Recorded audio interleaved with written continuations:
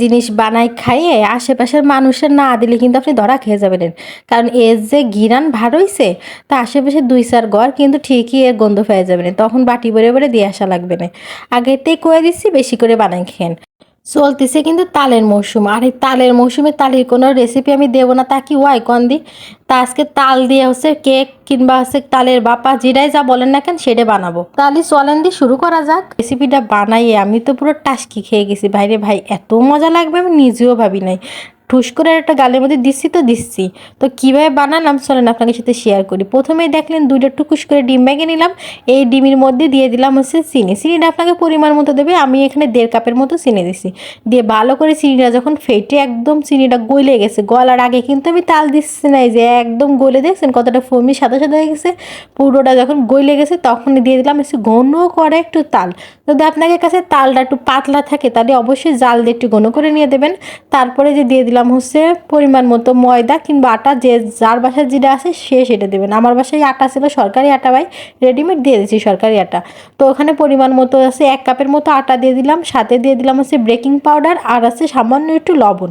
দিয়ে ভালো করে ফেটাফেটি করে যে দেখেন ঘনত্বটা কেমন হয়েছে, যে দলা হয়ে একটু ঝিকি ঝিকি ঝিকি ঝিকি করে পড়তেছে না, তার মানে কি আমার ওটা পুরো ফেটানো হয়ে গেছে আর পুরো ঘনত্বটা একদম পারফেক্ট হয়েছে। তো তারপরে আমি আজকের এটা বানাবো কিন্তু ফ্রাই প্যানে, অবশ্যই ফ্রাই প্যান নিলে বেশি ভালো হবে। তো ফ্রাই প্যানের পরে একদম তেল ব্রাশ করে দিয়ে তারপরে সালের একটা খাতার পিসটা ছিঁড়ে নিলাম, ছিঁড়ে নিয়ে ওইটা বিছিয়ে দিয়ে তারপরে আবার একটু তেলালা হাত একটু ওর উপর দিয়ে লাগাই দিলাম। দিয়ে যে পুরো যেটা বানায় রাখছিলাম সেটা সম্পূর্ণটা এর ভিতরে ঢেলে দিচ্ছি। ডাইলে দিয়ে এবার একটু ঝাঁকাঝাঁকি করবেন, নাহলে সে ভিতরে যে বাবল বাবল থেকে যায় না, পরে এই যে ছিদ্রটা আছে না এটা কিন্তু বন্ধ করে দেওয়া লাগবে। কোনো রকম কোনো হাওয়া বাতাস কিন্তু ঢুকতে দেওয়া যাবে না।